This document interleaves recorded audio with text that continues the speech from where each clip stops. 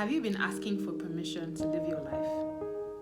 You might rush and answer no to this question, but the truth is, our default setting is to wait for people to give us permission before we do what we really want to do. This training started from childhood when we had to ask our parents for permission to do the things we wanted to do. And then it continued into our school years because, of course, the teacher had to permit you to do what you want to do. But unfortunately, for many of us, we don't unlearn this method of living, and then we take it into our careers and we start waiting around for people to give us the go ahead to do the things that we're supposed to do. And I don't even mean on the job. I'm saying that if you're supposed to take a big step, you're supposed to do something really huge that your instincts tell you is the right thing, but because maybe it's against public opinion, because people don't think it's a good idea, you don't do it. There's something to be said about sticking to the rules. Of course, you can't just go around breaking rules arbitrarily. But sometimes, if you want to live a good life, there are some rules that you will need to break. And to do that, you have to stop asking for permission. There are things that you want to do that it doesn't matter how you explain them to people, it will not make sense. For one, I studied law, and when I was done with law school, I decided I was going to go into the media. It didn't make any sense, so of course I couldn't stop to ask anybody for permission. I couldn't, hold a poll of my family members and say, what do you guys think? I spent 7 years in school studying law, and I've decided that I'm not going to practice law. How do you think they would have felt?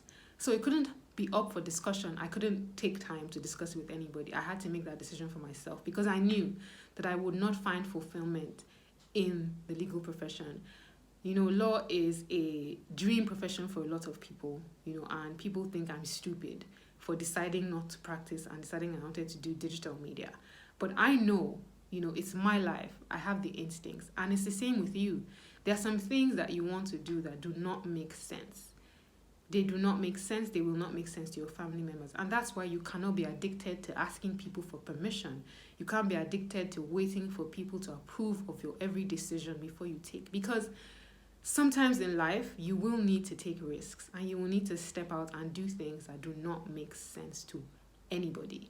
And that's where you cannot be somebody who's waiting around asking for permission. I know that there are dreams in your heart now that you are putting off because it doesn't make sense. I, for one, have wanted to do music since I was a child. But, in Nigeria where I'm from, parents usually tell their children, this is what to do, So, even the idea, I remember when I was 6 years old, I told one of my aunties that I was going to be a musician. And she said, oh, you can be a musician and a doctor because being a doctor sounds nicer. So even though I have dared to step into the media industry, there's still so many dreams that I've put on hold because, I was waiting for people's permission. I was waiting for everybody to say it's okay. But I can't do that anymore. So there are a lot of things that I've put on the back burner that I'm resurrecting now, especially with this epidemic. If there's anything that this lockdown has taught us, it's that life is unpredictable. And you have to be able to look at yourself every day in the mirror, like Steve Jobs said, and ask, if this was my last day, will I be satisfied with how I've lived it? Will I be happy at how my life has gone so far? Because at the end of the day, it's your life. It's up to you to decide where you're going to find fulfillment. And that's why you cannot take, no matter how well a person knows you, no matter how successful they are, they cannot give you 100% blueprint for how you should live your own life because you are unique.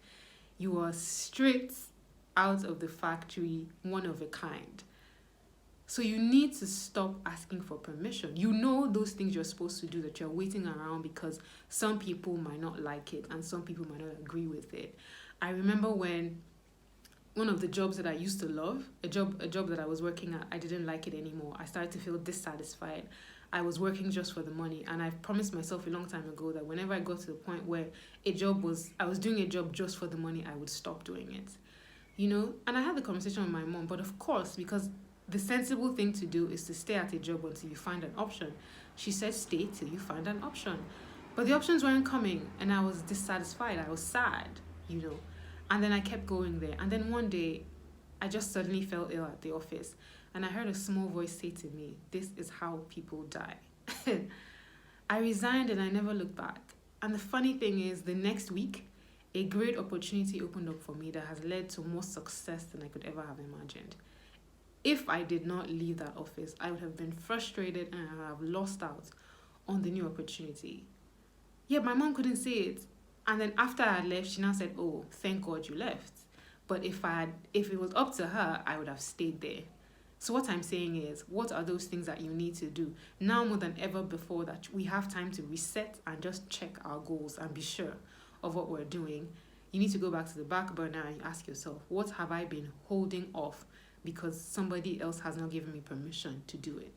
And you need to pick those dreams, you need to dust them off, and you need to get to work on them, because you deserve to be great and you deserve to be great.